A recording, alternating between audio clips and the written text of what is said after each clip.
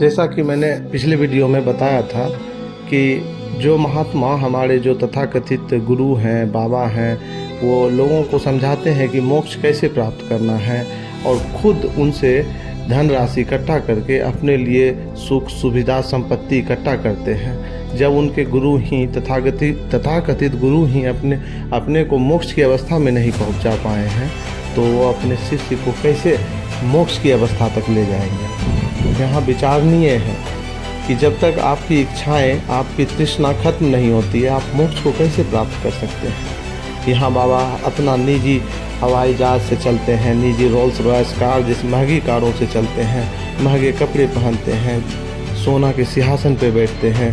हमारे शंकराचार्य जैसे ज्ञानी पुरुष भी चांदी के सिंहासन पे बैठते हैं। तो आप जब खुद इस तृष्णा के मोह में घिरे हुए हैं तो दूसरे को मोक्ष कैसे दिला सकते हैं।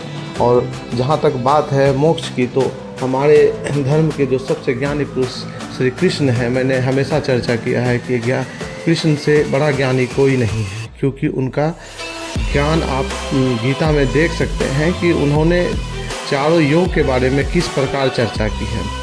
तो उन्होंने अपने भगवत गीता में अध्याय 9 के श्लोक नंबर 14 में कहा है कि महात्मानस्तु माँ पार्थ देव्यम प्रकृति माश्रिता भजतन्य मनसो ज्ञातवा भूतादि व्ययबम।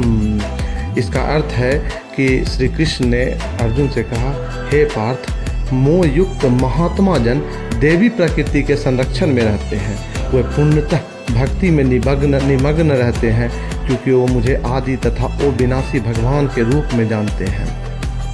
इस श्लोक में महात्मा का वर्णन हुआ है। महात्मा का सबसे पहला लक्षण यह है कि वह दैवी प्रकृति में स्थित रहता है, वह भौतिक प्रकृति के अधीन नहीं होता है। यह कैसे होता है कि वह देवी प्रकृति में लीन होता है, यह विचारणीय है। ये खुद पर विचार कीजिएगा।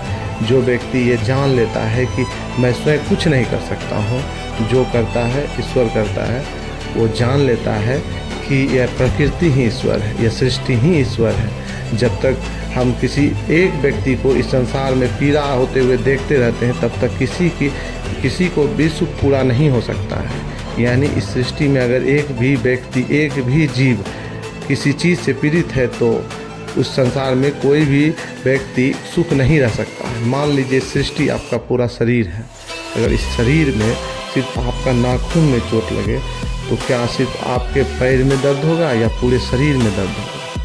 बस इसी से आप समझ सकते हैं, अगर ये संसार ही, ये सृष्टि ही ईश्वर है, तो अगर किसी भी व्यक्ति को पीड़ा हो रहा है तो सभी को पीड़ा होना है।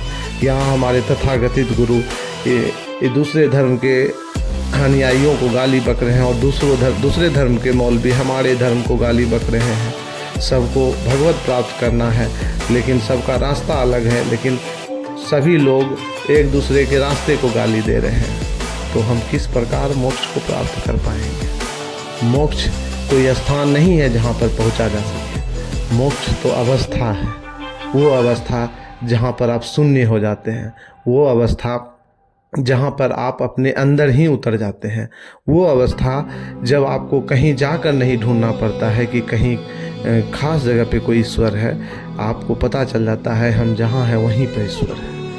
आपको पता चल जाता है कि मैं जो कर रहा हूँ वो सब देखा जा रहा है। स्वामी विवेकानंद हमारे धर्म के बहुत बड़े ज्ञानी व्यक्ति, जब वो बचपन में शिक्षा लेने के लिए अपने गुरु रामकृष्ण परमहंस जी के पास गए थे, तो रामकृष्ण परमहंस जी ने एक दिन सभी बच्चों को एक कार्य दिया कि कल अपने घर से चावल चुरा के लाना है, और चावल तब चुराना है जब तुम्हें कोई नहीं देख रहा हो, घर में कोई नहीं हो।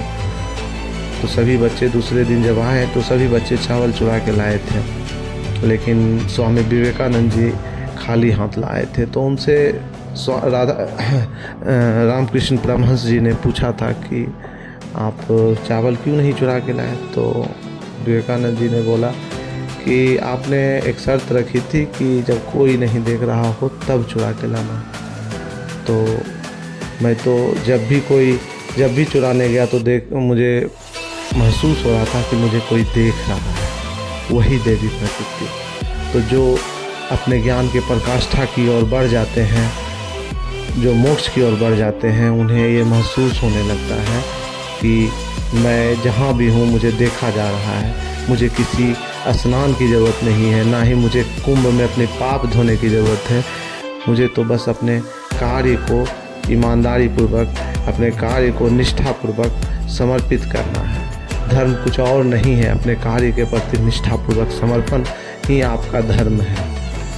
लोग अपना कार्य ईमानदारी से नहीं करते हैं, निष्ठा से नहीं करते हैं, उसके बाद मंदिर जाते हैं, मस्जिद जाते हैं, चर्च जाते हैं, जहाँ भी अपने देवी देवताओं को मानते हैं कि यहाँ है, वहाँ जाकर मांगते हैं कि ईश्वर मेरे सभी दुखों को हर लीजिए।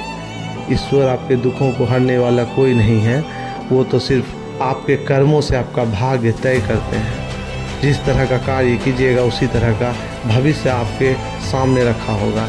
तो कोशिश कीजिए कि आज अपने कार्य को सुधार लीजिए, तो आप निश्चिंत रहिए कि आपका भविष्य भी सुखमय होगा।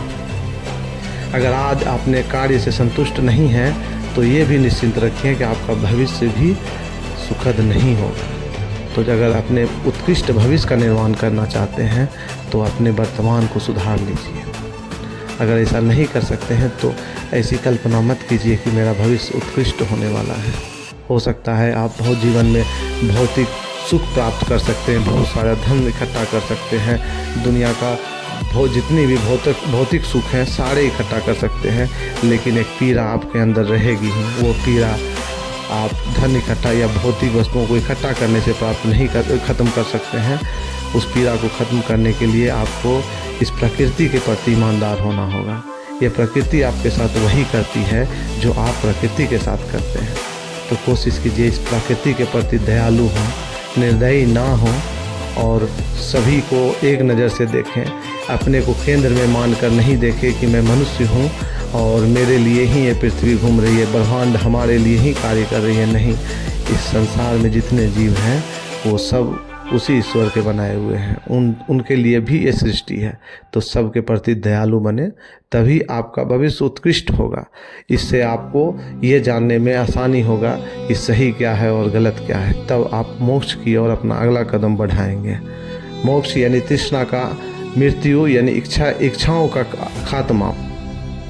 जिस दिन आप अपनी इच्छाओं को समाप्त कर देंगे, मुझे कुछ नहीं इस धरती पे चाहिए, उस दिन आप समझ लीजिए कि मोक्ष की ओर बढ़ चुके हैं। तो हमारे तथाकथित महात्मा के लिए श्री कृष्ण ने अपने 9वें अध्याय में 14वां श्लोक में जो कहा है उसे थोड़ा ध्यानपूर्वक समझिएगा, तो आपको समझ आएगा कि कृष्ण ने क्या कहा था महात्मा के बारे में। उसे कोई मोह नहीं रहता है, उसे तो बस ज्ञान प्राप्त हो चुका है, वो भौतिक वस्तु आपसे लेगा ही नहीं और ना ही आपको इतना आपके लिए आपके भविष्यवाणी करेगा। भविष्यवाणी कोई कर ही नहीं सकता है, ऐसा भी श्री कृष्ण ने कहा है। जो मूर्ख हैं वो भविष्यवाणी करते हैं और जो बुद्धिमान है वो भविष्यवाणी नहीं करते हैं।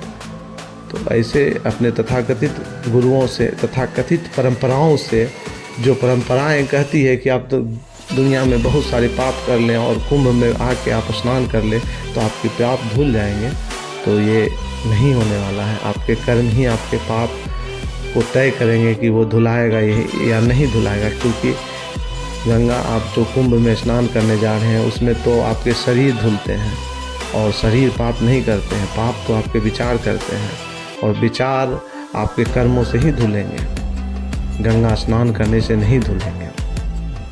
अभी कुंभ मेला चल रहा है, मैंने तो पहली बार नज़दीक से देखा, क्योंकि मैं उसके नज़दीक रह रहा हूँ। देख रहा हूँ कि वहाँ पे कुछ लोग शरारती तत्व ऐसे पहुँचे हैं जो कि औरतों के नहाते हुए वीडियो बना रहे हैं, उसे वायरल करके पैसा कमा रहे हैं। सबसे सोचने वाली बात है कि अगर वो पवित्र जगह व्यक्ति से, उस जगह से पवित्रता होती तो उस व्यक्ति के मन में ऐसा विचार नहीं आता। व्यक्ति के कर्म ही तय करते हैं कि वो पवित्र है या नहीं है।